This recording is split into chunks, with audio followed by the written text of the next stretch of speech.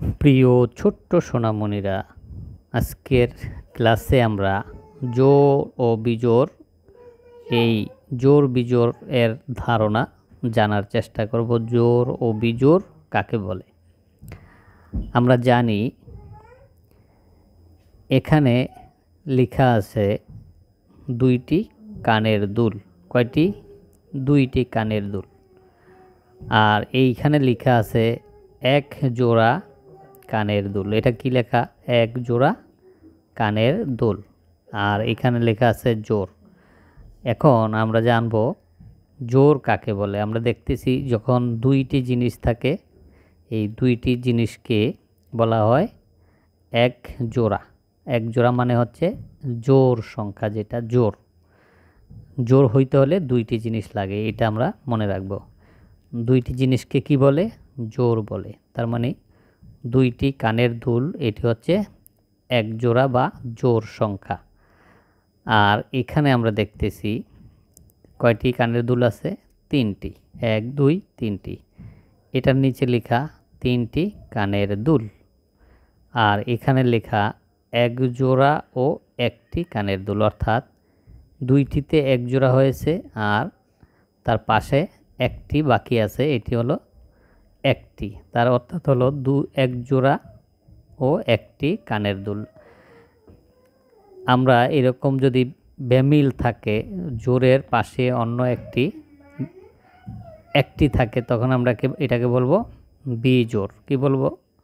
বিজোড়। তার মানে হচ্ছে এক জোড়া ও একটি কানের দুল। এটি জোড়ের বিপরীত। এক জোড়ার সাথে একটি মিলে এটা হচ্ছে বিজোড় সংখ্যা।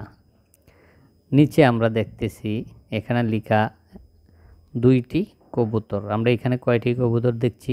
দুইটি। যখনই আমরা দুইটি দেখব তখনই এটাকে আমরা বলবো এক জোড়া। এক জোড়া কবুতর। কি বলবো?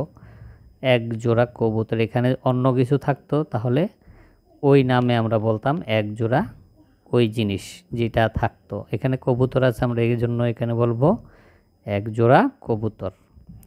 এটি হলো কি? জোড়। এটা হলো জোড়। আর এখানে আমরা দেখতেছি চারটি কবুতর আছে। এখন এটাকে আমরা কি বলবো? এখানে লেখা আছে চারটি কবুতর। আমরা এই চারটিকে কি বলবো? এখানে লেখা দুই জোড়া কবুতর। এখানে কি লেখা?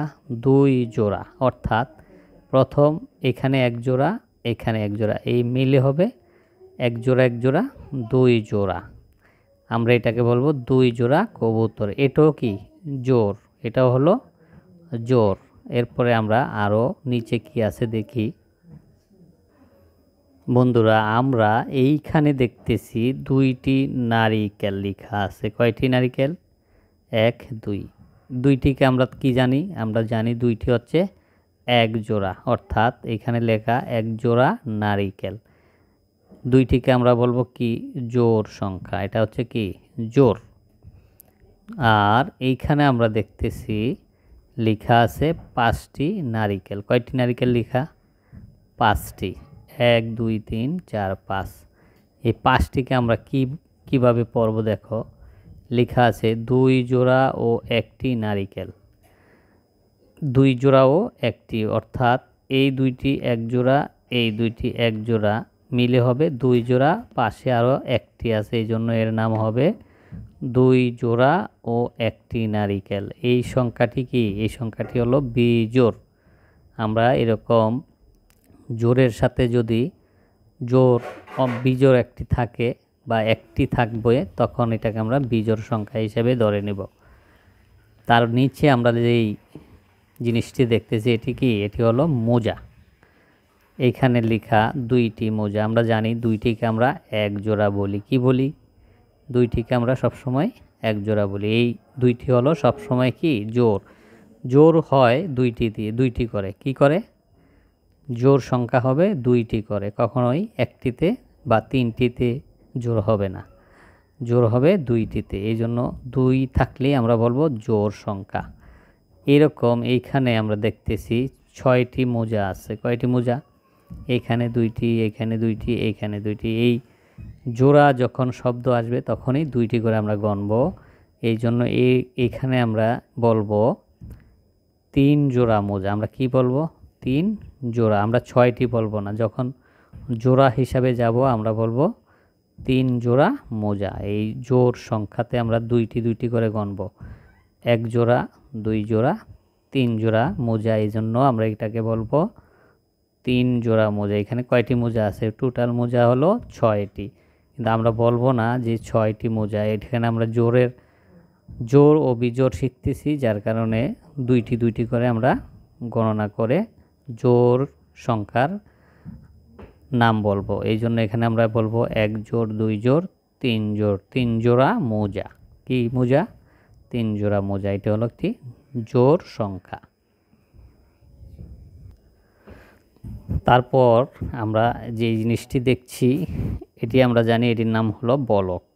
তো এখানে দুইটি বলক আছে, দুইটি মানেই হলো কি? এক জোড়া বা এক জোড়া বলক। দুইটি মানে এক জোড়া, এই জন্য এটাকে আমরা বলবো এক জোড়া বলক। এইখানে আমরা দেখতেছি লেখা আছে 7টি বলক। কয়টি বলক? এখানে হলো 7টি বলক। তাহলে এইগুলা যদি আমরা জোড়া জোড়া বলি তাইলে বলবো এই দুইটিতে এক জোড়া, দুই জোড়া, তিন জোড়া, একটি। যখন 7টি জিনিস আছে এটা হবে বিজোড়। এর সাথে কোনো জোড় না থাকার কারণে এটা হলো বিজোড় সংখ্যা।